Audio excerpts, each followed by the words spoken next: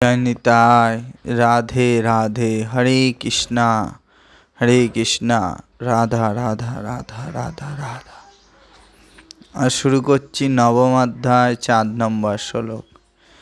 মায়া ততমিদং সর্বং জগদব্যক্তমূর্তিনা মাস্তানি সর্বভূতানি চ না চাহং তেস্ব বহিস্থিত।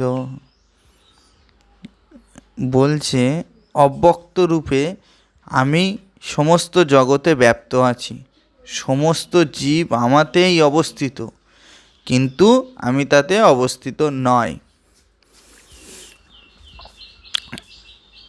স্থল ও জড় ইন্দ্রিয়ের দ্বারা পরম পুরুষোত্তম ভগবানকে উপলব্ধি করা যায় না। কথিত আছে যে अथा श्रीकृष्णमनादि भवेद्ग्राह्यमी इंद्रिय सेवास्मुखे हि जिहदि स्वयं खुरतद। বলছে জড় ইন্দ্রিয়ের দ্বারা ভগবান শ্রীকৃষ্ণের নাম রূপ লীলা আদি উপলব্ধি করা যায় না। সদ্গুরু তত্ত্বাবধানে যিনি শুভ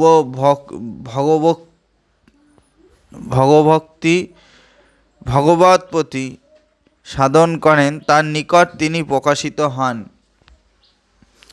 ব্রহ্মসংহিতায় বলা হয়েছে যে প্রেমাঞ্জন ইচ্ছারিত ভক্তি বিলোচনেন শত সদৈব হদশেহেউ কিল বিলোকয়ন্তি।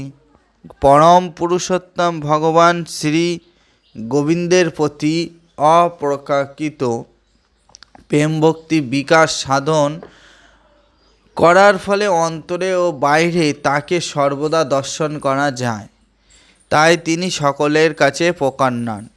এখানে বলা হয়েছে যদিও তিনি সর্বব্যাপ্ত সর্বত্র দৃশ্য, তবুও তিনি জড় ইন্দ্রিয়ের দ্বারা গোচরীভূত নন।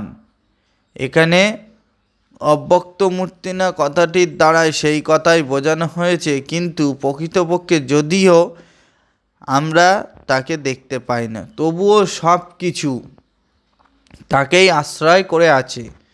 সপ্তম অধ্যায়ে আমরা এই আলোচনা করেছি, সেই অনুসারে সমস্ত মহাজাগতিক সৃষ্টি ভগবানের উৎকৃষ্ট চিন্ময় শক্তি ও নিকট জড় শক্তির সমন্বয় মাত্র। সমস্ত ব্রহ্মাণ্ডে সূর্য কিরণের বিস্তারের মতো ভগবানের শক্তি সম্পূর্ণ সৃষ্টিতে বিস্তারিত এবং সব কিছুই সেই শক্তির আশ্রয়ে বিদ্যমান। জয় নিতাই। রাধে রাধে। হরে কৃষ্ণ। সম্পূর্ণ গীতা পাঠ শুনুন। ইউটিউব থেকে যারা দেখছেন তারা সাবস্ক্রাইব করুন এবং ফেসবুকে যারা দেখছেন তারা আমার পেজটাকে ফলো করুন। আরও নতুন নতুন ভিডিও পাবেন এবং পুরো গীতা পাঠটাই আমি এইভাবে আপনাদের সামনে ছোট ছোট করে অধ্যয়ন করব। জয় নিতাই। রাধে রাধে। রাধে।